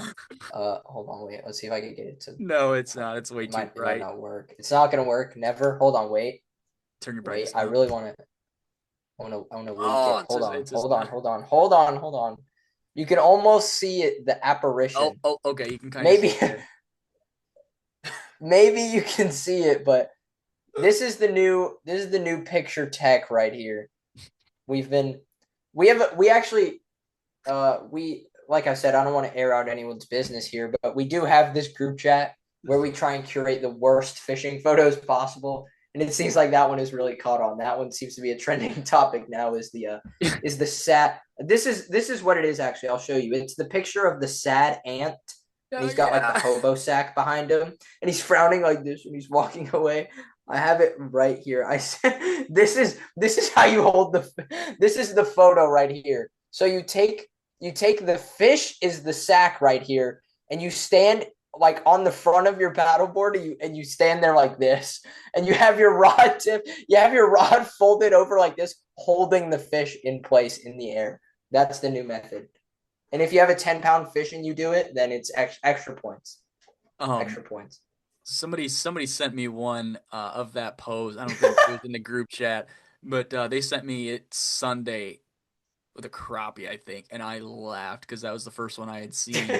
And yeah, yeah, there's been I'm really jealous because I don't know the next bass I'm gonna catch is.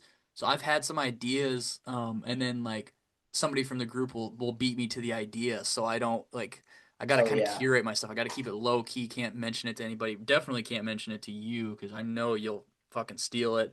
You'll take it Yeah, for I'll your catch a own. fish in 5 minutes. Yeah. Dude, I'm not gonna lie, I didn't fish today, and all day I've been thinking of one that I can do, and I haven't come up with anything crazy. Like this is one that I thought of. Actually, I don't even know if I should say it. Well, I'll just do it. I thought of like taking a bass, right? And you put its like you kind of like hold its tail like this, and you put its mouth like on top of the GoPro, and you just say like GoPro take a photo, and it takes a photo, and it's like in the fish's mouth, and then you just take it out. Like I don't know if it'd be very like a very coherent image. Like I don't know if you'd be able to tell what it is, but I've been thinking of stuff that I can do, and I haven't come up with anything crazy. I'll But say I'm this one just going because to. it was I'm popular going at one point to. in time. Putting the GoPro in the fish's mouth and like looking down it, like that was a really big one. Oh yeah, yeah, yeah. I'm pretty sure that's Mike's profile picture on Facebook, like from a long time ago, like but when Working Class Zero first Mhm. started. That was a pretty popular one. But I don't like right now. So there's been people that have been redoing the poses, but they get funnier for some reason. Like somebody will send a picture and somebody will like see it and then be like, oh, this guy's not making a funny face. Like I can do this better. Like I can do like just a top lip smile, Yes, or I can yeah. do like I can pose better.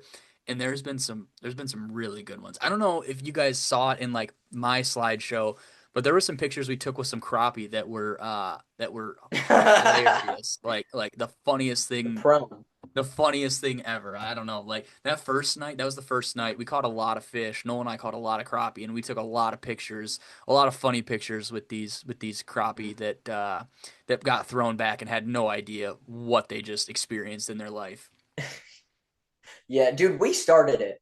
We Yeah, started yeah, it. we did. Ever since the prone crappie image got out, and then that group chat was made afterwards. So we started it, and now we're getting beat on our own trend. So we Yeah, have to this is we not have to good double down. We have to start a team. It has to be me and you versus everyone else in the group versus chat. these other We got tryhards. to fight for the worst photo. You know what I did think of is this is like I guess this is a popular thing in general, but in Florida more specifically, we just have so many species of fish. You catch the fish, and to show how proportionate it is, you put your whole fist in its mouth.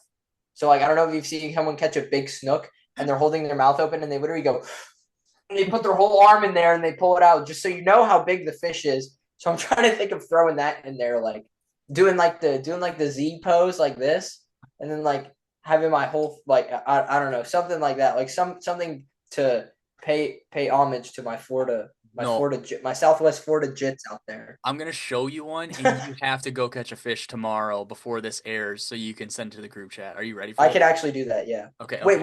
when does this episode go up? Monday morning. Really? Yeah. Oh shit. Okay, yeah, I could do this Okay, tomorrow. so this candle's gonna be the Um, fish. You need to catch like a 19 okay. incher, and I just want you to hold it like Okay. this, Okay. like that. Yeah, yeah, like with my fist like this. Okay, easy, easy. You know what I think? You know what I've also been thinking about doing? I was thinking about this a while ago, but you know how my really old Instagram photos, my thing when I would be like neck deep in the water and I just hold the fish like this. Yeah. I was thinking about bringing that back, but with the different pose. So maybe I could do that and be like this deep in the water, and like all you could see is my. You know how the Florida water is super tannic. All you could see is this. And I'm holding the fish up like a flag, or I'm holding it like oh my gosh. Other people do this too, like the people that don't know how to fish. So like let's say the bottom of the fish's lip is like this. Yeah. Like right where the Velcro part is, or like the sandpaper part, and they grab it like this with their whole arm, and they go and they hold it like facing you so that you can't even like you see the top of the fish. Like, did you see Garrett's catfish post where he's Yeah. holding it like this? Yeah, I like want to do this. something like that where I'm holding it like a catfish or I'm holding it like this. Yeah. Holding it up. The brain juices are flowing. This is genius. I gotta Oh, write this. I gotta write this shit down. this is good. We got it on lock. Oh, this is good. Um, There was something else I was gonna say. I don't even remember what it is.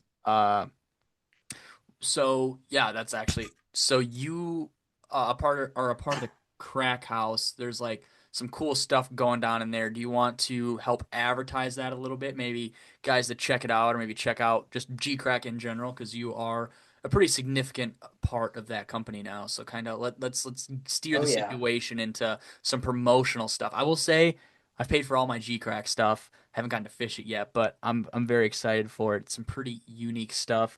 I'm really excited for this bellows gill. I know I've never ever seen anybody fish it on Instagram or the book or the tube, so I'm pretty Mhm. excited about that. But continue. Don't mean to cut you off there.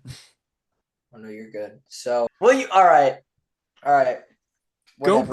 GoPro clip this. Reverse, GoPro clip this. reverse. GoPro, stop recording. Hold on. Let me write GoPro, this. stop recording. Let me write this timestamp down. This is all gonna stay in, by the way, except for that section. So continue. No, no, it won't. Okay, so I can't say too much. I can't say too much, but there are a lot of drops happening very very soon actually. I know everyone says that we got new baits coming soon and then they drop in 3 years, but G-Crack is actually on their stuff. I have two things that I brought with me. One of them is kind of okay. One of them has already released, I believe, the G Blade. So I'm actually gonna rip this one open right now. Don't ask me about colors or anything because I don't know how many there are. I don't know what the weight things are. I don't know. I don't know nothing. I don't know nothing. Alton described this So, spinnerbait as a finesse spinnerbait, so I'm very intrigued by this oh bait. yeah, oh yeah. So this spinnerbait, I don't have anything to compare it to, but it is pretty small. Like the gap between the wires, like between the head of the bait and the blades, is very little. It doesn't get caught up on anything. This is actually the hook is pretty small. Sorry, my chair is broken, and every time I lean forward, it launches me forward. So I have to lean all the way back and fix it. But the hook is pretty tiny. It's got the little bait keeper thing right there that we all know and love. This fits the bellows shad on the back. It fits the bellows vibe very well. And like Alton said, this is a finesse spinnerbait. This is a compact spinnerbait. So it's not meant to be big and bulky. It's meant to be small. And it's got these two kind of like scaled blades on there. This does remind me of David Lee's Slither rig.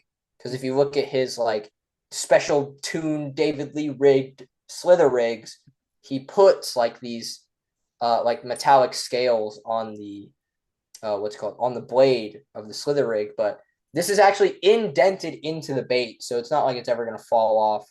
It says G crack right there, which is very cool. And yeah, nice little compact spinner bait. It's pretty unique. I don't see a lot of people making like smaller spinner baits, and this one's super durable. The skirt, I don't know how they did it. The skirt is very very durable. The wire's crazy durable. You can bend it all the way down. It doesn't really like the shape doesn't really mess up. Same with the Stealth 8. If you have the Stealth 8, the wire doesn't really mess up. Like it doesn't if you store it in a weird spot, it doesn't break or anything. But wire is very sturdy. I haven't had any hooks bend out or anything. There it is. New G blade. So this is already a thing. I saw them at the Tackle Shack booth and I didn't know that they were for sale yet. So that was a jump scare. So I guess you guys already know about the G blade. But this right here is new. I'm hoping I don't get in trouble for this. I'm gonna try not to say too much, but this is the Bellow Shad 6.8. This is gonna be dropping very soon. I'm not gonna spill all the details because I'm gonna save that for all the content guys out there. But this is gonna be available sooner than you guys think. We also have a few different things that we're kind of adding on to this like bigger bait lineup. We're thinking of some new stuff. This bait, let me give you guys a little tip here because I've said this before. This, in my opinion, is better on a Neko rig than the 5.8 is because it's a lot more slim which I like a lot. It doesn't like if you've ever fished the 5.8 on a Neko rig, you kind of lift it up and it feels like you're snagged every time just because the 5.8 is it's so fat and it can pick up a lot of stuff on the sides, even if you have the weed guard on it. And it's just like it just pulls a lot of water. But this bait, I feel like rips through the eelgrass and the hydrilla and stuff a lot better just because of how slim it is. And it has a ton of movement in the back. Like it's moving the whole time back here. The whole bait is just more slender, so it has more action. It's a little longer, so it has more action. And I'm gonna stop now before I get in trouble. So expect this very soon. And I guess the G Blade's already out, so go get those. That's all the secrets I can reveal this time, but um, maybe next time I'll reveal more stuff and I'll get in more trouble. Um, We'll Last I see. knew, the Stealth 8, the Bama rig from G Crack was available on Tackle Warehouse. They're probably Mm-hmm. sold out now, if I had to guess. I got to see that thing in Texas. Marshall got to show me how he dangles it. Very cool bait. A lot cooler if you live in a southern state with less restrictions, but up here in my neck of the woods, very cool bait, but not useless, but very heavily handicapped using that thing. There's a lot of arms on it, and you're only allowed a certain amount of hooks up here. That kind of takes away from uh, the coolness factor, in my opinion. Marshall was showing me his, and it was 27 hooks on that thing, and I was like, that is cool. Yeah. I wonder how much less efficient it is with only 3 to 5 hooks on it. But Mm-hmm. nonetheless, very cool rig. Kind of actually Florida really guys, you can run 27 hooks if you yeah, want. yeah, really, really badass rig actually. Watching it getting swam around in the pool and stuff, just a Mm-hmm. school of bait. Marshall caught some peacock on it, some largemouth. Caught a fish on it the other day actually. So pretty cool there. I also got the go-go chatter, which is currently sitting in my truck's cup holder. Pretty excited Oh about yeah. that. Kind of a decently big guy on chatterbaits in early spring. So I'm pretty excited about that. When else did I get? Anything too crazy? No. I got the Mushi bug, got the Mushi 40 and the 95. I'm excited about the 95. The 40, I'm excited for drop shotting for smallmouth. And Mm-hmm. got the bellows shad, got the bug pea, and then the bellows craw. Very excited about it. Oh, and I got the G crazy, so Dude, I'm excited about that too. the bug pea is so underrated. I don't get why people don't fish it more. You can rig it. So this was pretty funny. Adrian actually asked me. He said, "How do you rig the bug pea?" And the cool thing about the bug bee is you can rig it from either side and it has a different action. I couldn't tell you exactly what it is because I can't remember off the top of my head, but if you rig it um one way, like if the hook goes, so let's say the bug pea is like this. If the hook goes like this, like if the hook you screw it in here and it ends up, back here or whatever, and it's poking out like this, it will move a certain way, but then you could flip it around. You could screw the screw lock on the other side and the hook comes out the other side. I keep forgetting that people are just listening with audio and they can't see, but if you rig it, forward or backwards, it'll do a different action both times, and it's very cool. And the Emo Kamushi 95 literally glides. If Mm. you like barely hit it with reel turns, I'm talking like super super slow reel turns where you just kind of pick up some of the slack in your line. It chops. I don't know if anyone knows that. I don't know if that's like a well known thing, but I Industry. remember telling Marshall the first time I fished the 95, I was like, dude, did you notice that the 95, there it is, the Hold bug on. pea. I What? remember one of the first times I fished the 95, I was like, Marshall, do you notice that the 95 chops? And he like I watched his eyes light up, and like we both immediately knew what we were talking about. For guys watching on Yeah, you could rig it YouTube, from either side. yeah, for guys watching on YouTube, there's the Bug Oh, P 2.2. This is the small guy. And then also some there's the flashbacks. there's the bigger one. Here's the I 3.5. was using the big one for smallmouth. It was over. I lost my whole pack of bug peas in a day fishing it for smallmouth. That exact color. This color's sick. What is this one? This is it's not even there's not even an English color on it. 213, number That's 213. from that's from Yama Pete. Number It's from Yama Pete. number 213 is the color you guys want. Yeah, what the heck? None of 213. the Bug P packaging is in English. Number 21202, this is like a green. I don't even know. It's like green with blue flake. I don't know what you'd call that. It's not watermelon. Well, it's I don't know. They're not all like It's that. like orange on one side, right? Oh Or are you yeah, the talking about big. the smaller one? I was talking about the smaller one. Oh, okay, yeah, yeah, yeah. Gal The Kamushi. big one is like, Gal Kamushi is what color? Size 60. I got the 60. I'm hyped for the Mushi bug. It's like pink and green skirting oh, with that one's sick. yeah, pink and green skirting with like a brown worm. Pretty hyped about that one. And then the big Mushi bug, I just got the normal Amu, which is a bait fish in Japan. Hitoshi-san told me. So I'm excited. I don't know when I'll ever get to fish this stuff, if I'll ever get to fish it, if we ever get out of Never. our winter here. But got lots of good stuff. Got these guys right here. The WM Bayou, the thing. The thing. Oh, the thing. The The thing. I'm pretty thing. excited about That's a that. good pickup. I Uh met him too. He was very nice. He's yes. super funny. He's a very nice guy. Pink mag draft. Oh, dude, he taught me. So, were you there when he taught me so it was oh, it might have been Sunday morning actually, but he walks up to me and I don't remember the name.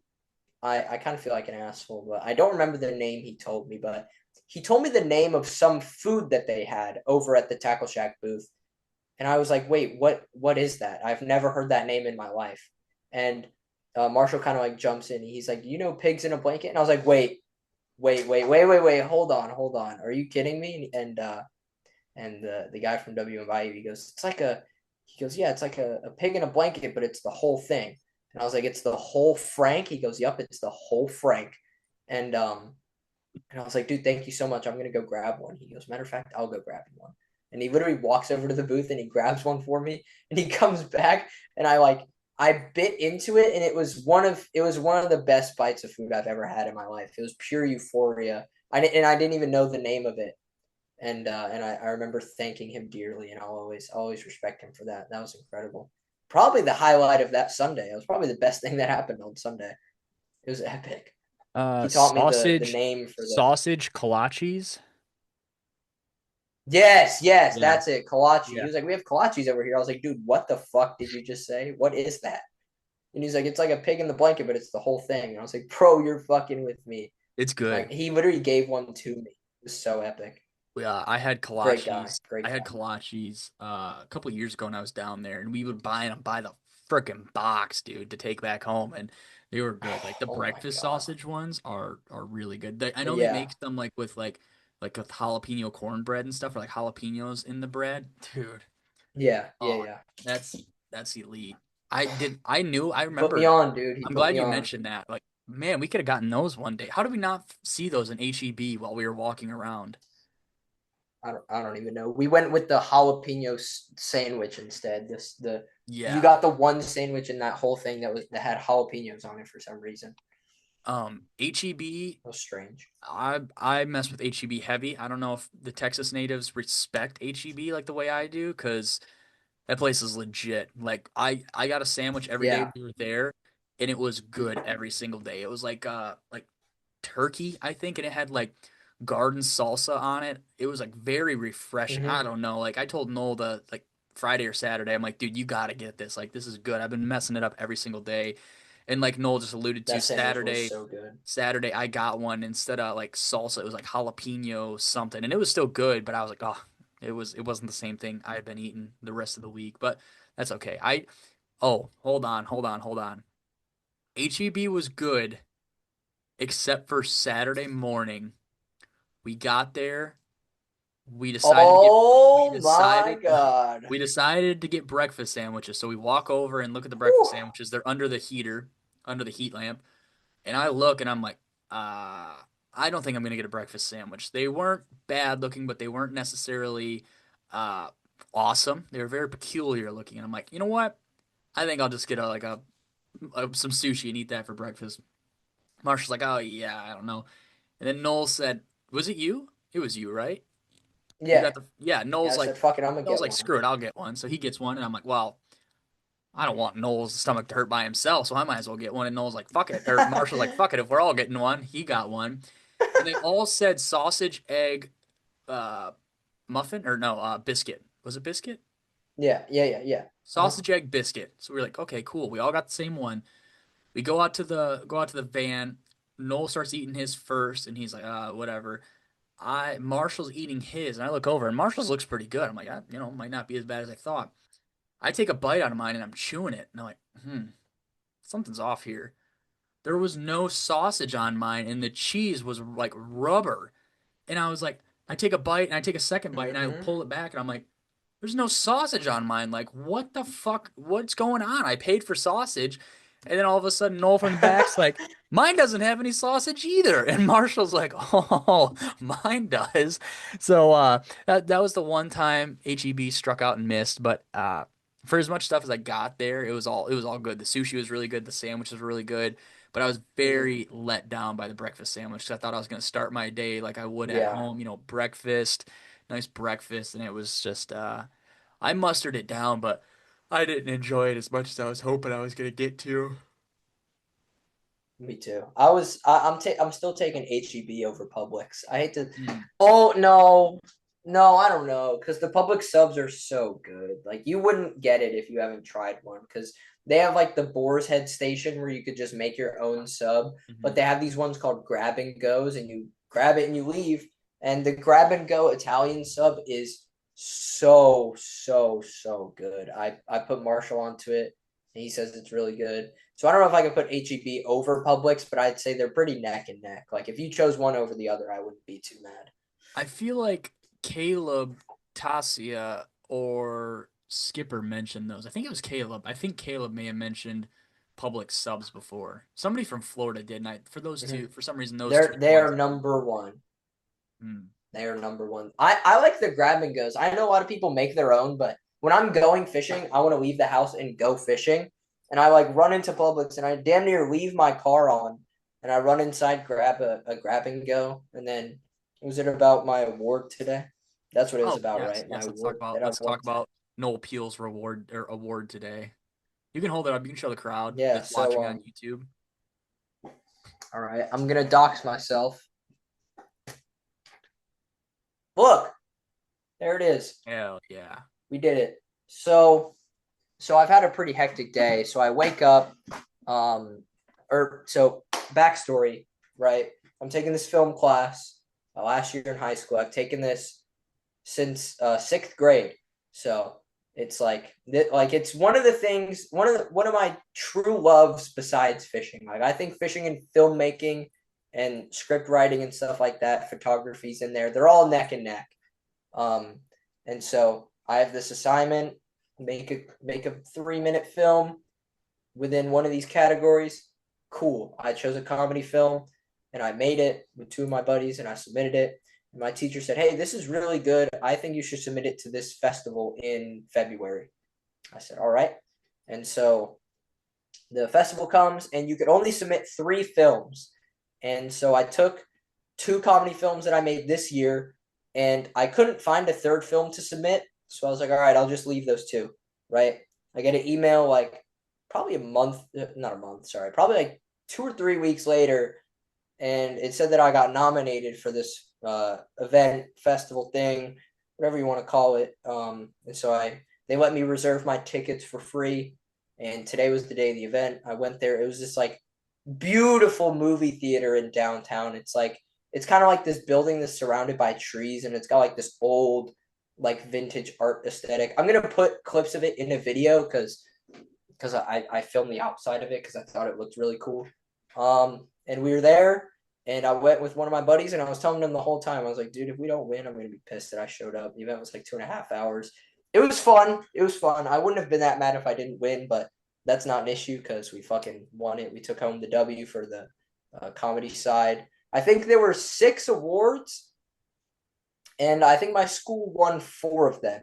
And I was I won the humor funny guy category, and I'm super stoked. It's like a real like festival thing too. It's not just like a little school event. There's kids from all over Florida, and we took it home. I'm very happy about that.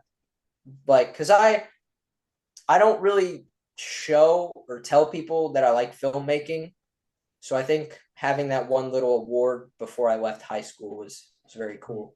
Hmm. I'm super stoked. Talking about it all day.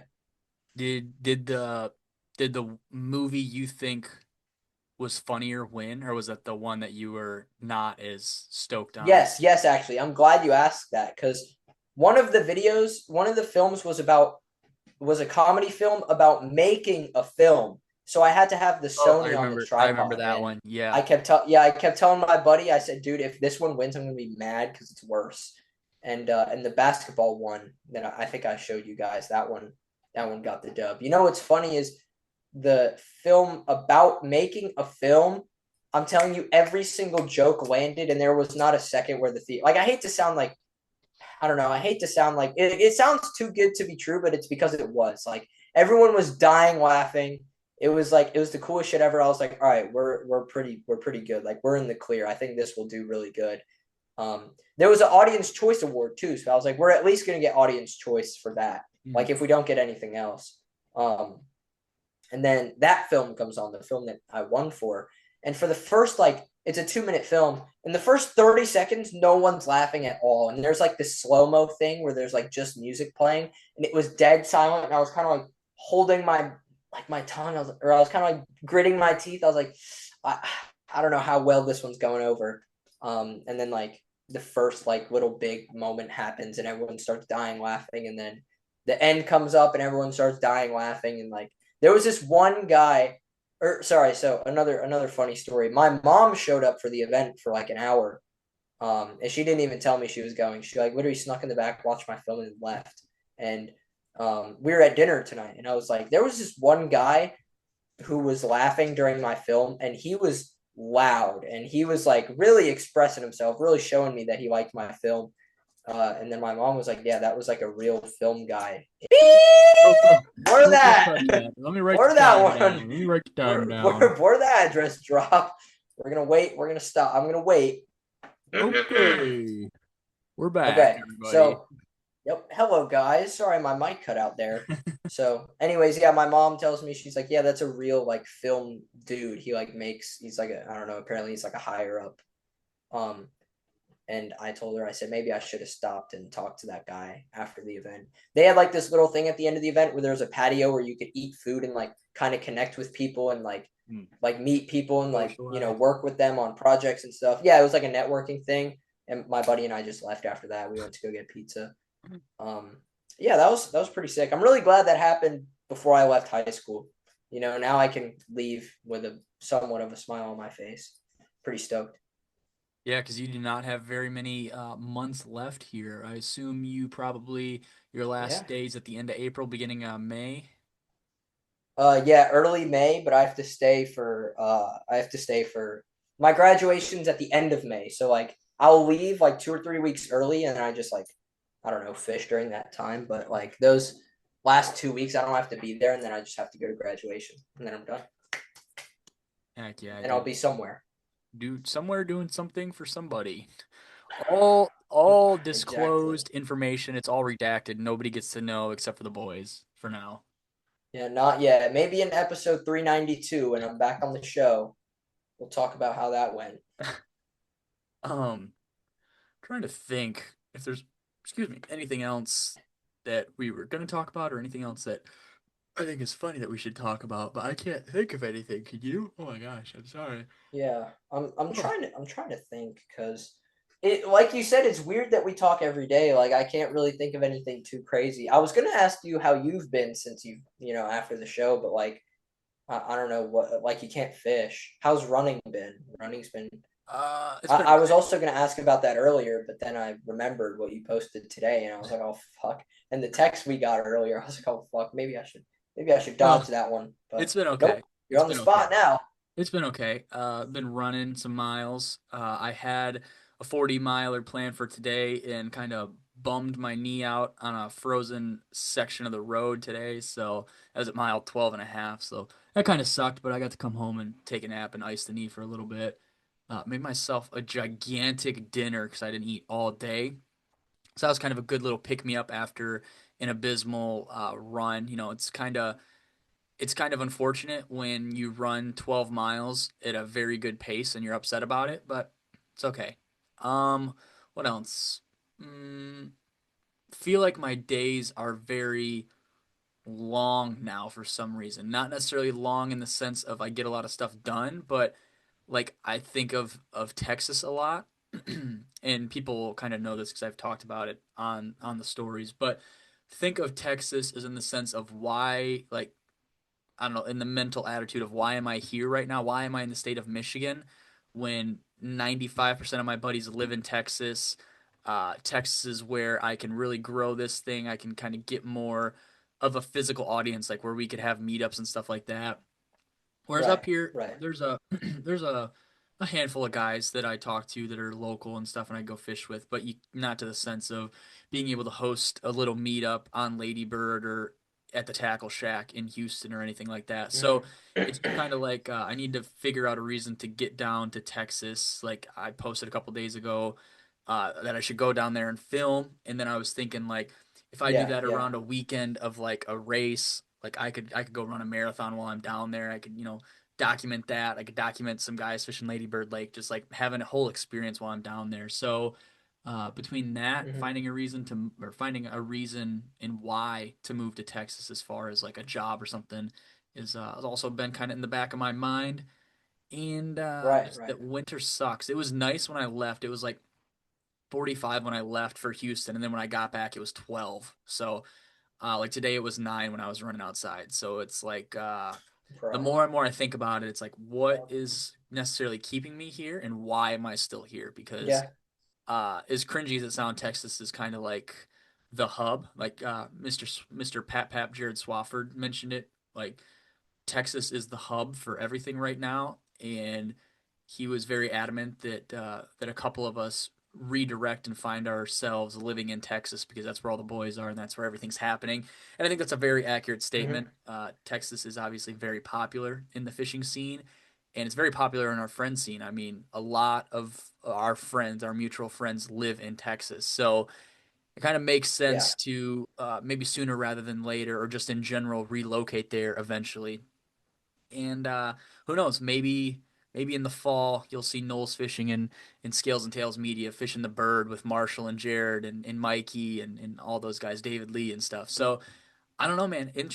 Life is at an interesting point, like crossroads. Every time I come back from Texas, I Yeah.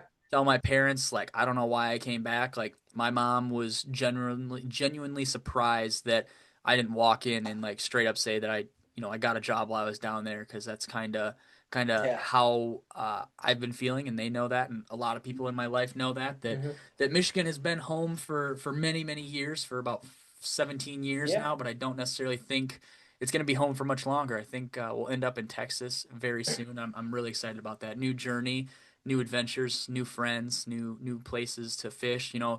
With any luck, I move to Texas and I hardly get to fish because I'm filming for all the homies, or I'm filming for a job, or whatever else it may be, documenting stuff while I'm down there. So hopefully, all that stuff comes together. I'm pretty excited about all that. And outside of that, man, just the normal working at the knee crushing factory. As much as I There it like the is. place, if I got an opportunity in Texas, it'd probably be very hard to not take it. So Yeah, outside of that's that, fair. man, Even just if you, oh, go ahead. I was gonna say, even if you don't like, even if you feel the need of like urgency to move to Texas, you don't have to like rush it. Like you could still like you can still find a balance between like taking your time doing it somewhat quickly, but also doing it carefully. You know what I mean? Like you don't have to just fucking dive bomb into Texas with no job, or you don't have to sit there in Michigan for 9 more months and like look for jobs. Like take your time. Like I'm gonna go fish this week. I'm not gonna apply for any jobs.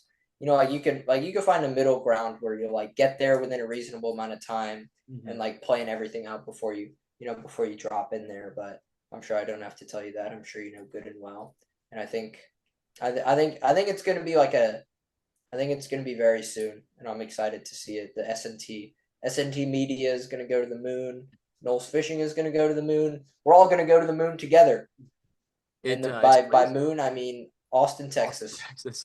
It's crazy, dude. This will be the first episode. So February, we're recording this on Saturday, February 28th. Uh, 6 days ago was 4 years of Scales and Tails. That's insane. And 3 years ago to the day, is when I got the first batch of magazines here. So it's pretty cool. Kind of a full scale thing. Incredible, dude. 217 episodes in is wild. Noel and I had a lot of conversation about things that I'd like to do in the future, maybe step away from in the sense of things that we've done in the past for Scales and Tails. And Yeah. I'm very, very excited. I've talked to a lot of people, picked a lot of people's brains, and I think the stuff that I have moving forward, it's gonna be all good stuff. So there's that for you guys to look forward to. Got some good podcasts coming up. I have confirmed with Mr. Alton Jones Jr. that we are gonna do a podcast when he's not Oh, busy. right, dude. Using the Instagram Live the other day, and we both agreed that we need to do that.